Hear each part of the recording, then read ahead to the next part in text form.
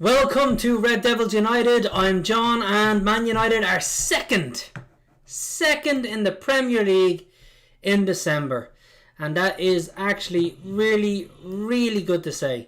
Thank God for deflected goals and a jammy 3 points, which is what today was, thanks to these two players right here. Marcus Rashford with the goal and Bruno Fernandes with the assist. However, you can take both with a bit of an asterisk. The ball from Bruno Fernandes put Rashford in, but it put him somewhat wide, and then Rashford, with a lot to do, takes the ball around or to a couple of players, sidesteps them a little bit, has a shot, wicked deflection, and it's in at the near post. But the shot was deflected from on target to on target, so therefore a goal from Rashford and an assist from Bruno Fernandes, and more importantly than anything else, 3 points for Man United and second in the league, and I will take that today. I said it earlier on. I said it that we could win 2-0, 3-0, 4-0, 5-0. It'd be fantastic, but I would take scraping a 1-0 win. And I swear to God, you don't get much more scraping a 1-0 win than that game right there. Honestly, if I was doing player ratings right now, nobody would get more than a 6. No? Probably not even, maybe a 7. Be very hard push to give anyone a 7. Everything was very laboured. Especially for the first, there were spells within the game where United dominated. But beyond those spells, very little was fast. I mean, the passing was very laboured. Matic would hold on to it too long before they let it go. The commentators said it themselves that United, in order to pull Wolves out of the positions they were in, which, every time United got the ball, they were closed down fast. Wolves seemed to always have 9 people behind the ball in the box. Even though they did look threatening on the break, it's very hard to break them down. And to pull them out of position, to move them around the pitch, we had to switch the ball from left to right way quicker than we were. Every now and again, Bruno or Pogba would switch the ball very quickly from one to the other, which would help pull players out of position. But for the majority of the game, a lot of it was just very slow. Rashford to Wan-Bissaka to Bali to Harry Maguire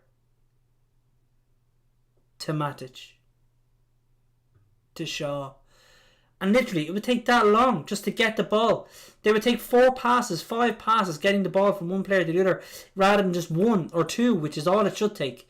So, yeah, whilst there were spells in the game where United dominated, created a couple of chances in the first half, for the majority of that game, it was very 50-50, to the point where both teams really cancelled each other out. There wasn't much of anything going on with regards to kind of goal mouth opportunities. The last 10 minutes of the first half, there was a few, and then there was a couple within the second half, but it was mostly just a game played between the defensive lines, between midfield and midfield.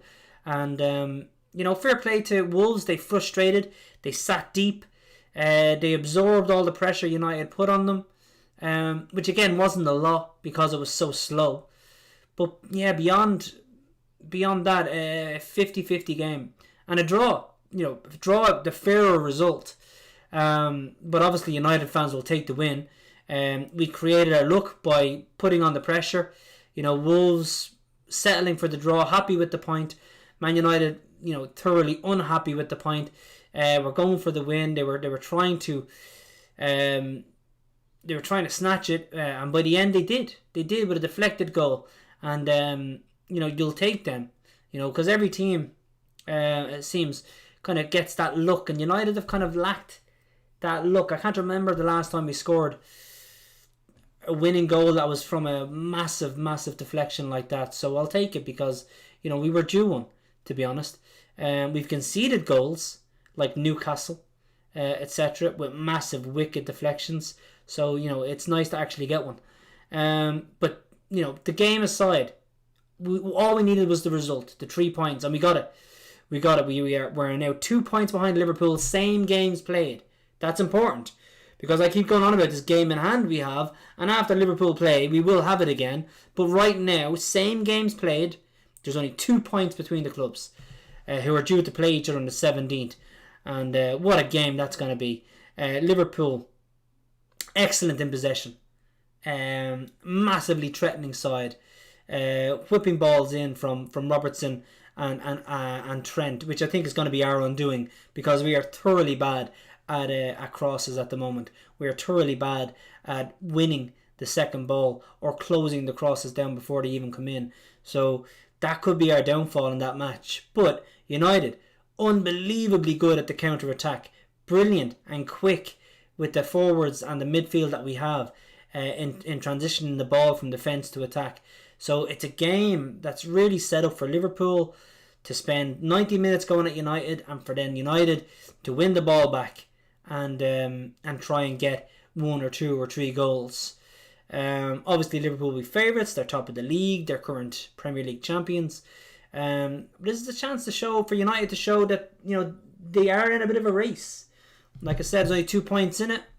We're nearly at the halfway mark of the season, and the fact that United were in 2 points of the league leaders is great. And most importantly, we're ahead of Leicester, but we have a game in hand on Leicester, and that's very important. We're ahead of Spurs, and we have a game in hand on Spurs. So that game in hand still applies to everybody but Liverpool, whom, if they do play, if they got beaten, we would be 2 points behind with a game in hand. How amazing would that be? But I think we're probably hoping too much in that sense. We look here. We have some comments coming in the chat. John Tolan Sr., that's my father. He has said, well done, Man United. Yes. And Robert Fox jumps in. And Rob, great to have you live. He jumps in. Great win. Great win. Great win. Not a poor performance. Not a good performance. Just really, really stalemate performance. The both teams just really seemed to completely cancel each other out. And Man United just never took the game by the scruff of the neck. They never really hit fourth gear. They were kind of stuck in third gear the whole time. Which is really annoying for a fan. You wanted them to get a bit more urgency and a bit more energetic, play the ball faster, move the ball faster, movement off the ball faster, and none of it really happened. But Wolves were in the same position. They kind of sat deep. They were hoping to also do the counter attack, and ultimately it was just a very stale game. But great win, great result, and that's the most important thing. Great 3 points. And as Rob says, meant great win. Yes, great win. Because that puts us within 2 points of top of the table. It puts us ahead of third place while still having a game in hand. And if we're looking for progression, this time last year I think we were 8th or 10th in the league, and now we're 2nd. That's progression. And more importantly, if you're a team that's vying for top 4, you need to create that gap, and this is the first time now in a little while that we've managed to capitalise on some poor results from Leicester and Spurs, etc. So with that now, absolutely we have managed to start to build that little gap, and what we need to do is keep getting more results in to keep building that gap between us and third and fourth, etc. And fifth, because ultimately if we can't win the league, we want to keep progressing. We want to keep getting right up there, and second would be, the second would be a fantastic performance. But more importantly, we're still in that race. Rob Fox says, "We'll shut teams down better than most." They do. I mean, they were so good at closing down. There were moments in that second half. Every time Bruno Fernandes got a touch, somebody was leaping in on him. Very, very difficult. In regards to the United players in the final third, deep in midfield, we had the run of the ball, easy to pass it. In our defence, easy to pass it. Wolves let us, but anytime we got near their box, they were closing down like that, really quick, really good. So, very hard. John, you can drop that cup over any time, pal. Well, I'm sorry, Cavani didn't score. He didn't score 1, let alone 2. So no, you owe me your house. So you can drop your house over to me whenever you want. 290685 says good 3 points to take from a tough game. Christmas period can always throw tired and tough games at you, and it has to be the final nail in Pogba's coffin. Nothing but a passenger again tonight. I don't think it's the final nail in Pogba's coffin. I think Pogba's gone in the summer. He will be sold, and we will use that to hopefully get in a defensive midfielder or a wide right player, because that's what we need. And with Van der Beek and Bruno, we don't need Pogba as much. But Pogba had as good a game tonight as anybody. Literally, I don't think anybody was above a 6. The whole United team was somewhat flat. And that's a little concerning because Eno, as you mentioned, tired legs when the Christmas period. But how many players? Cavani didn't play against Leicester. Martial came on. He didn't play against Leicester. Greenwood didn't play against Leicester. Pogba didn't play against Leicester. Matic didn't play against Leicester. Aaron Wan-Bissaka didn't play against Leicester. Bali didn't play against Leicester. Ultimately, there should have been plenty of... Telles didn't play against Leicester, I don't think. I don't think so.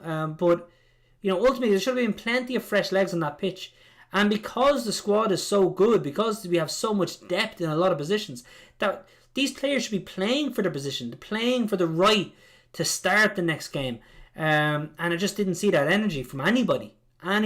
So I wouldn't single out Pogba at all. I'm kind of tired of people singling out Pogba when, ultimately nobody really stood out in that game in any way. Greenwood was poor. Rashford was poor. Cavani, he was feeding off pittance. So you can't blame him. But he was poor. But, he's a guy who needs service. The service was poor. Aaron Wan-Bissaka was awful at trying to get balls into that box. I don't understand why he can't just cross it with his left foot. Sometimes he makes space but then refuses to cross it. All the players were poor.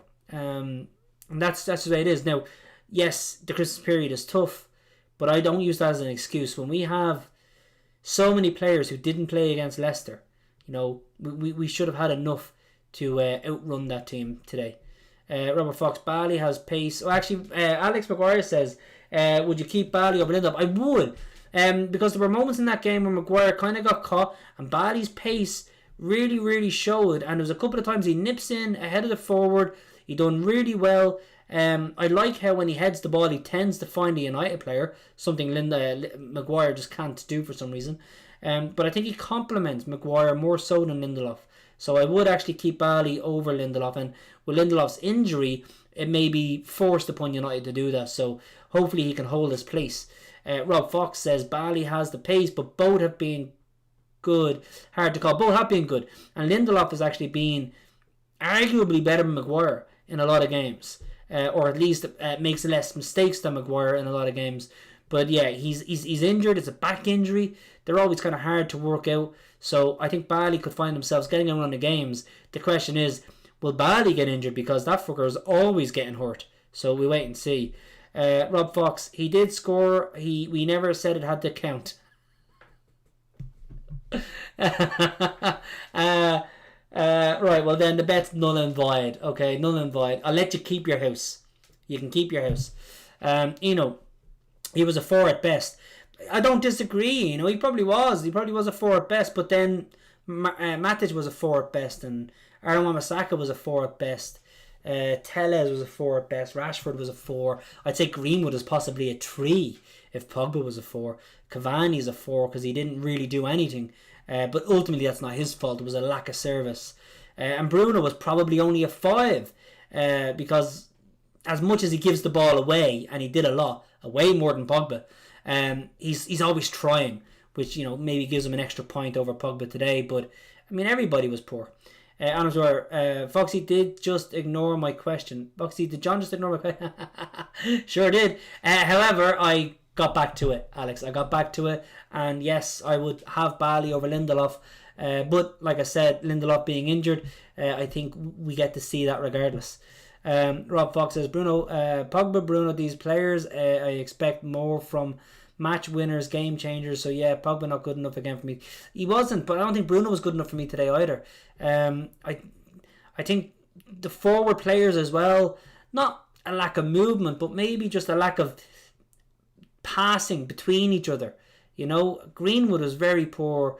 I don't know how many passes Greenwood, Cavani and Rashford, between the three of them, I don't know how many times they passed it to each other. Okay, crosses into each other maybe, but there wasn't very intricate play between one striker and the other striker. I don't think they were close enough to each other. And ultimately, I just think that there was just a lot of poor players. Pogba and Bruno, they are game changers, but you need more than someone that can just change a game. You need the overall performance to be there to dominate a game. Bruno changes a game, assists, goals. Since he joined United, we have more points than Liverpool. And that's nearly a full year, which is saying something considering how good Liverpool are. The man has only lost, I think, 4 league games in his entire United career in the year he's been with them. And they're all this season, maybe 3 games only. So they're game changers, but when Scholes says Bruno's better than me, he scores more than me, he gets assists more than me, all of that is true. But he doesn't dictate a game like Paul Scholes did. He doesn't control the game like Paul Scholes does. In fact, in my opinion, Bruno Fernandes creates and causes a lack of control within the game, because he tries so hard to make a forward pass and he tries so hard to create a goal that he ends up giving the ball away a lot, and turning over possession a lot makes the game very chaotic, and it stops United from actually dictating play. Not that I'm going to complain about Bruno. His goals and assists are unquestionable. It's fantastic. We need him. He's saving us. He's a fantastic player, but he doesn't help control a game, and we need a bit more of that. So yes, game changers are great, but we do need to start controlling games for longer periods of time. Alex McGuire, an established right wing would make some difference. Greenwood and Rashford don't look comfortable out there. I agree. They don't. Rashford actually looks pretty good, pretty comfortable coming in from the left, because he can shoot on his right. He can get in behind defences. He does not look comfortable, even though his goal came from that right side. He doesn't. He really doesn't. Greenwood, I think Greenwood should be an understudy to Cavani, an understudy to Martial as a striker, not a winger come striker, because I don't think that suits him at all. He doesn't track back well. His overall passing is very simple. He just basically gives a 4-yard pass. Ultimately, I think that if we bought, let's just say for argument's sake, let's say Pogba did go and we bought Sancho, just for argument's sake, then Sancho would dominate that right position. You would have Martial and Rashford on the left position, with Cavani and Greenwood as his understudy for the centre forward, or Cavani and Martial and Greenwood kind of vying for that central position. But ultimately, I do think a wide right winger would be brilliant for United. I don't know if we need that right now, considering we do score a lot of goals. So I don't know if we need that right now more than a world-class defensive midfielder. Because if we had a world-class defensive midfielder to play alongside Pogba and McTominay as box-to-box, or Van der Beek as just passing, controlling the game, or Fred kind of more box-to-box, but just that world-class defensive midfielder to sit in Matic's role because his legs are going. If we had that may actually benefit the team a lot more.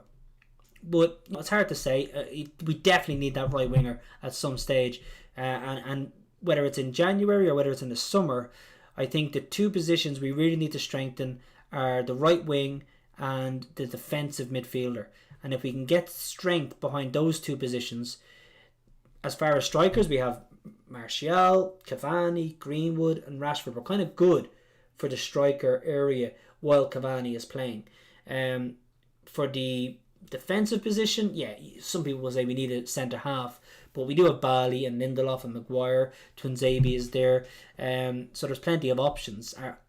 Do we need a world-class centre half to complement them? Maybe, but ultimately we are second right now, and we kept a clean sheet tonight. All of which is good. It's hard to say.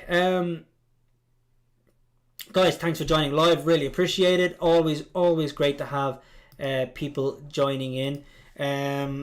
Let me know, what did you think of the result today? Do you think United can maintain this maintain the form they're in, but even gain some more consistency.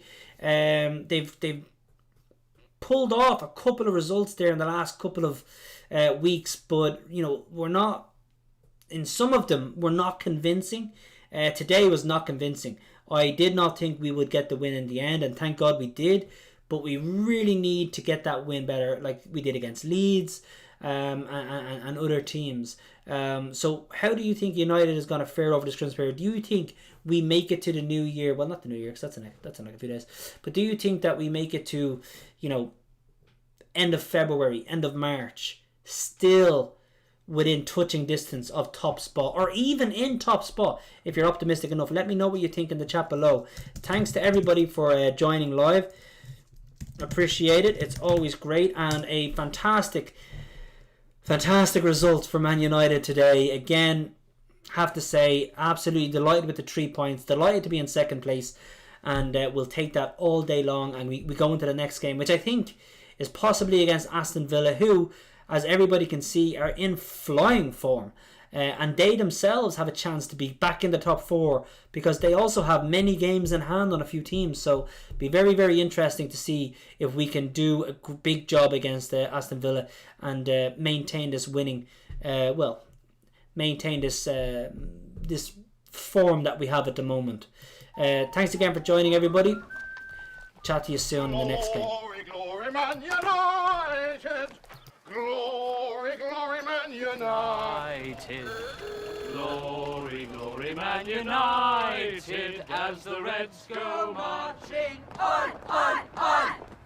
Welcome to Old Trafford. It's the better of our dreams, the power and the glory of the Shepherd End will sing.